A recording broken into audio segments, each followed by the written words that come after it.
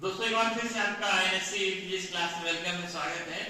आप आज थर्मोडायनामिक्स के आज के इस लेक्चर में इफिशिएंसी ऑफ इंजन, स्टालिक कार्नोट साइकिल, स्टालिक कार्नोट इंजन और साथ में आप मैकेनिकल इक्विवेलेंट ऑफ हीट, ये सारे लेक्चर्स आज के इस लेक्चर में सारे पढ़ाई होने जा रही है। आइए हम शुरुआत करते हैं इफिशिएंसी ऑफ इंजन से। इफिशिएंसी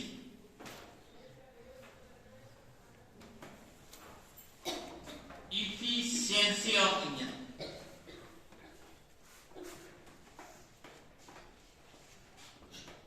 इंजन की दक्षता।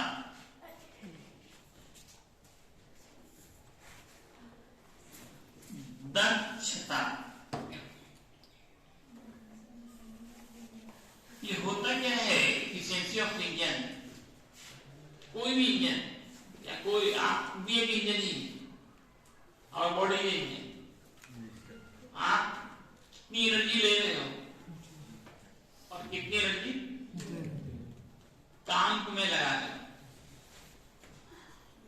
कितना वर्क हो रहा है, कितना पढ़ाई कर रहे हैं आप, कितना खर्चा कर रहे हैं माँ बाप का, ये रेशियो ही इफिशिएंसी का रहेगा आपका।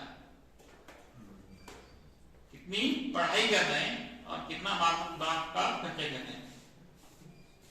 खाली सो रहे हैं, जो सो रहे हैं क्लास छोड़ के, उसकी इफिशिएंसी क्या है?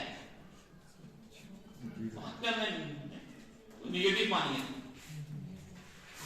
इसी तरह से कोई भी इंजन हो, हीट इंजन, पेट्रोल इंजन हो, डीजल इंजन हो, सीएनजी हो, हर एक में हम लोग हीट एनर्जी देते हैं। उसी हीट एनर्जी से वो वर्क करता है। तो कितना कोई इंजन वर्क किया और कितना आपने हीट दिया, इन दोनों का रेशियो इफिशिएंसी ऑफ इंजन कहलाता है। इसी इंजन ने कितना वर्क किया और कितना हीट आपने सप्लाई किया। आप जितना हीट देते हो पूरा वर्क में कन्वर्ट नहीं होता है। आप फर्स्ट ऑफ थर्मोडायनामिक्स में पढ़ेगा, वहां पे जो हीट दिया जाता है उससे सिस्टम में भी तो टेम्परेचर बढ़ेगा। जिस ना इंजन के अंदर आप सिलेंडर के अंदर गैस को जला रहे हो, पेट्रोल को जला रहे हो, डीजल को जला रहे हो, उससे जो हीट प्रोड्यूस होगा उससे क्या होगा? सिस्टम भी गर्म, इंजन भी गर्म होगा, कुछ एनर्जी बाहर भी आएगी और कुछ से क्या होगा? वर्क होगा। ये कहते हैं कि इफिशिएंसी ऑफ इंजन है क्या? ये रेशियो है, अनुपात है, किसका कितना वर्क हुआ या किसी इंजन ने कितना काम किया और कितना आपने हीट सप्लाई किया। कहां देकर efficiency? What is efficiency? The ratio of work done and heat supply. ये तो अभी याद हो जाना चाहिए, बहुत मुश्किल नहीं है। The ratio of work done and energy supply, heat supply। हम हीट इंजन की बात कर रहे हैं तो हीट एनर्जी दे रहे हैं। The ratio, ये रेशियो होगा, the ratio of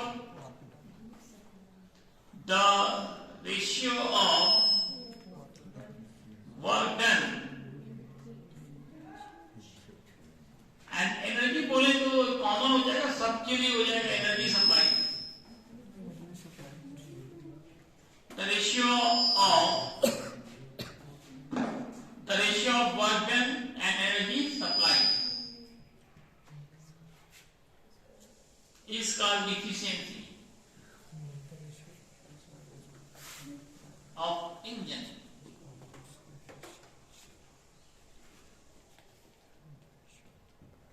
इसको डिनोट करते ही जाते हैं बाय ईटा, साइन को ईटा पढ़ते हैं और इसके वैल्यू 1 से कम होते हैं। एनर्जी बात कहा ना कि इतना आप हीट दोगे, एनर्जी दोगे, वो सारा का सारा वर्क में नहीं कन्वर्ट होता।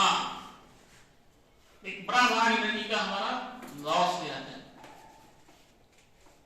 क्या करेंगे? सिस्टम के टेम्परेचर को बढ़ाने के लिए, और कुछ सिस्टम में सराउंडिंग में ट्रांसमिट भी हो जाते हैं। इसलिए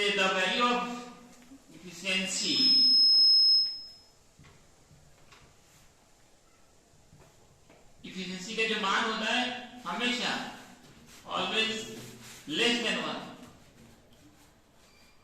Less than 1. So it is represented in percentage.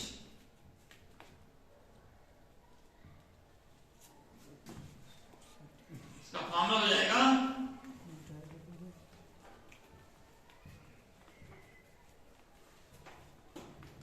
Work done by heat supply, और परसेंटेज में बदलने के लिए 100 से मल्टीप्लाई करते हैं।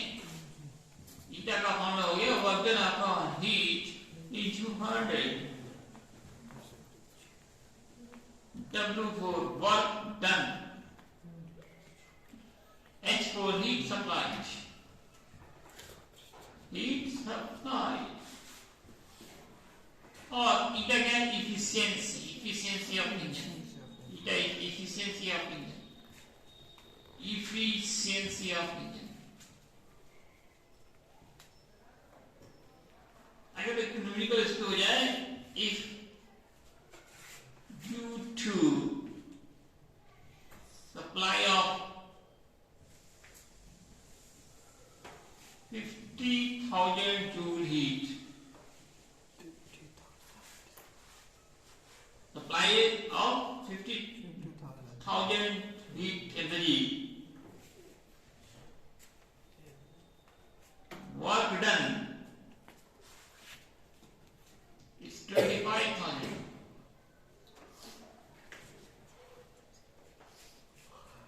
करना क्या है? Then calculate efficiency of engine. तुम्हें बड़ा ही आसान, देखिए बहुत इंपॉर्टेंट न्यूमेरिकल सॉल्यूशन और निकालना ना भूलें। यहाँ पे हीट सप्लाई जो है, हीट सप्लाई 50,000, work done 25,000, निकालने ईटा फॉर्मूला बढ़ाएं, work done by heat into 100, work done upon heat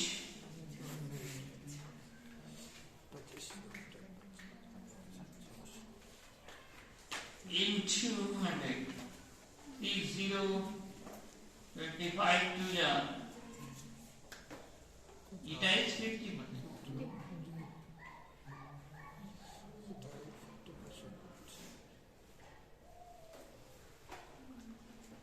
engine की एफिशिएंसी हो गई 50%।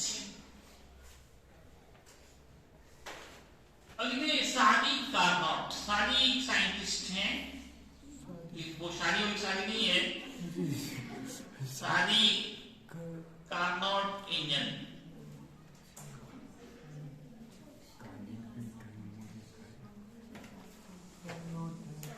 सादी Carnot is name of scientist, जिन्होंने कैसे इंजन का डिजाइन किया, रूपरेखा दिया, बनाया नहीं, सिर्फ कागज से छोड़ी हुई है उन्होंने। कैसे सादी कार्नोट, जिसकी इफिशिएंसी 100% होती है, इफिशिएंसी 100% होती है, इफिशिएंसी इज 100%। अभी जो भी पेट्रोल इंजन, डीजल इंजन है ना, 35%, 40%, 50% ज्यादा है। अब 1 लीटर तेल में आप जाते हो 50 किलोमीटर, वो इफिशिएंसी कितना है? 40%, 50%। अगर इसका इफिशिएंसी 100% हो जाए तो 1 लीटर पेट्रोल में आप 100 किलोमीटर भी जा सकते हैं। बाइक की बात करें तो ये सारी कार्नोट ने एक ऐसे इंजन का डिजाइन किया, एक कंसेप्ट दिया उन्होंने कि ऐसा मे भी पॉसिबल, लेकिन ये एक्चुअल में 100% पॉसिबल नहीं, क्योंकि हीट तो से इंजन तो गर्म होगा ही, कुछ स्लॉटिंग में जाएगा, इसी के लिए सिर्फ कागज पे ही। लेकिन इससे लोगों को प्रेरणा मिलती है। पहले जो बाइक कार आता था ना, उसकी एफिशिएंसी बहुत कम होती थी, 1 लीटर में पहले 30 किलोमीटर, फिर 40, 50, 60 बढ़ रहा है, तो लोग इसकी तरफ अग्रसर है, कोशिश करें। इन्होंने प्रेरणा दिया इस तरह का इंजन आप बना सकते हैं जिसकी इफिशियंसी 100%। इफिशियंसी तो सादी कार्नोट एक साइंटिस्ट थे, सादी कार्नोट डिजाइन किया, design engine which efficiency is 100%. It's called सादी कार्नोट इंजन। कार्नोट इंजन, और ये सादी कार्नोट इंजन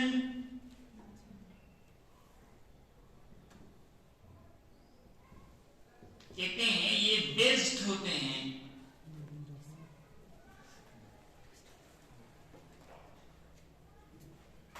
सादी कार्नोट साइकिल। सादी Carnot engine is based upon सादी कार्नोट साइकिल। सादी कार्नोट साइकिल मतलब अगर शादी में कार नहीं तो साइकिल जरूर मिलेगा, क्या नहीं पढ़ोगे तो शादी में कार नहीं साइकिल मिलेगा। सारी कार्नोट साइकिल पे बेस्ड, इज बेस्ड अपॉन सारी कार्नोट। मजाक में लोग बोलते हैं शादी में कार नहीं तो साइकिल जरूर, साइकिल जरूर। सारी कार्नोट साइकिल, सारी Carnot engine is based upon सारी कार्नोट साइकिल। ये साइकिल जो एक्चुअल में साइकिल मतलब चक्र, एक चक्र।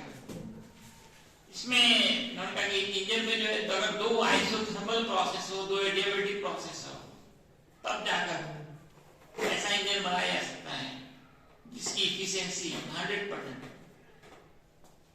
ये आइसोथर्मल प्रोसेस और एडियाबेटिक प्रोसेस ये दोनों आपको पढ़ाए जा चुके हैं। तो शादी कार्नोट साइकिल इज कंसिस्ट शादी Carnot cycle contain two isothermal process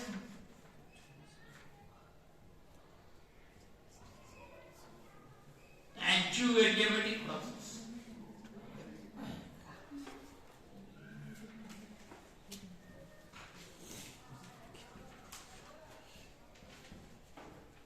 इसकी जो इफिशियंसी होती है इसका एक अलग फॉर्मूला बन दिया था। इफिशियंसी ऑफ सादी कार्नोट इंजन ईटा से डिनोट तो सिंबल तो ही रहेगा 1 minus T2 by T1 into 100।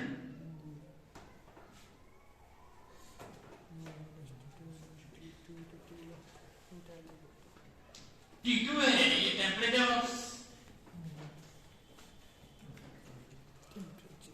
Of sink, और T1 टेम्परेचर ऑफ सोर्स।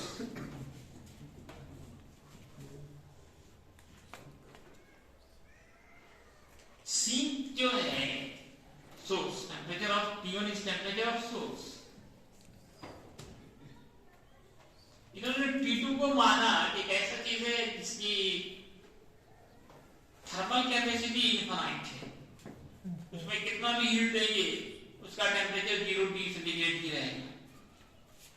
अब ये 0 ही रहे तो 0 बाई समथिंग क्या होता है 0, 1 minus 0 1 into 100 that is 100। Efficiency क्या होगी 100% होगी। इन्होंने यही कंसेप्ट किया कि जो भी हीट बाहर जा रहा है उसको हम सिंक में स्टोर कर लेंगे, सिंक में उसको जमा कर देंगे। एनर्जी बाहर जा रही है उसको क्या करेंगे हम सिंक में स्टोर कर देंगे, इससे कोई हीट लॉस नहीं होगा, इफिशिएंसी 100% हो जाएगी। तो ये कागज पे रहा, प्रैक्टिकली संभव नहीं है। एक है mechanical equivalent of heat, mechanical equivalent of heat, उष्मा यांत्रिक तुल्यांक।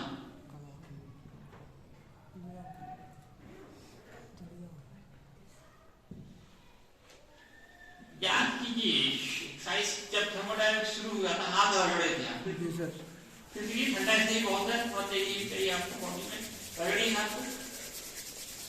कुछ हो रहा है? गर्म हो रहा है ना? तो वहां पे ये काम जूल्स एक्सपेरिमेंट में कराया था। जूल्स ने ये कहा था कि जितना वर्क होगा उतना हीट प्रोड्यूस होगा। इस साइंस हीट जब हम शुरू किया था वहां लिखाया था आपको, जब एक थर्मोडायनामिक्स शुरू हुआ अकॉर्डिंग टू जूल्स एक्सपेरिमेंट, जहां से शुरू वहीं पे खत्म, लास्ट होने जा रहा है W प्रोपोर्शनल H के लिए। जितना वर्क होगा उतना हीट होगा। कांस्टेंट J लाए थे, इसी J का नाम है J is called mechanical equivalent of heat।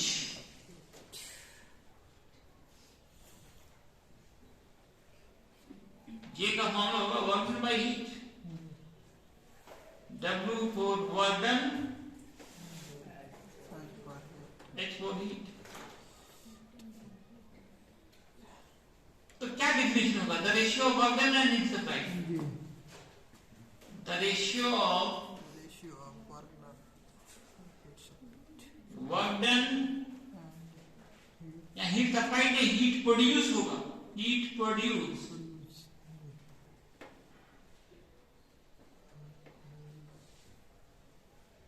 it's called mechanical equivalent of heat, mechanical equivalent of heat is denoted by J।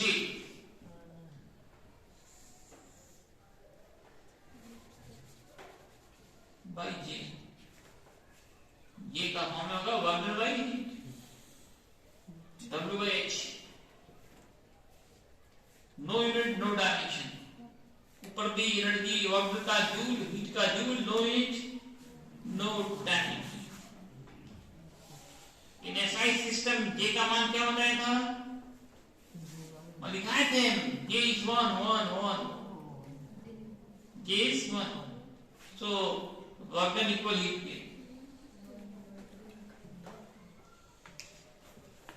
SI system में J का मान 1 होता है। जब 1 पुट करेंगे यहाँ पे आप 1, तो W बराबर H के, वर्क डन बराबर हीट सप्लाई नहीं हीट प्रोड्यूस। देखो ये दोनों फॉर्मूले में एक ही जैसा दिख रहा है, वर्क डन बाय हीट, वहां भी वर्क डन बाय हीट, लेकिन डिफरेंस है यहां जब हीट दे रहे हैं तब काम हो रहा है, यहां जब काम कर रहे हैं तो हीट प्रोड्यूस हो रहा है। समझ रहे हो? कंफ्यूजन नहीं होना चाहिए। यहां हम हीट सप्लाई कर रहे हैं तो काम हो रहा है, वहां जब काम कर रहे हैं तो हीट प्रोड्यूस हो रहा है। वहां पे डिफिनेशन में है ratio of work done and heat produce, यहां क्या बोलते हो? The ratio of work done and heat supplied, energy supplied and heat energy supplied, heat energy actually heat energy. यहाँ क्या है?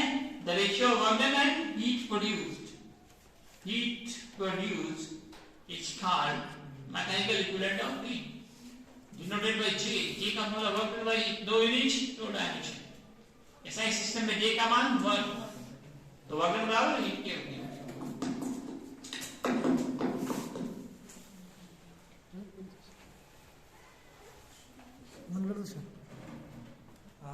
इन्हीं का कुछ प्रॉब्लम है, पूरा बोर्ड दिख रहा है, देखो तो पूरा बोर्ड आ रहा है, देखिए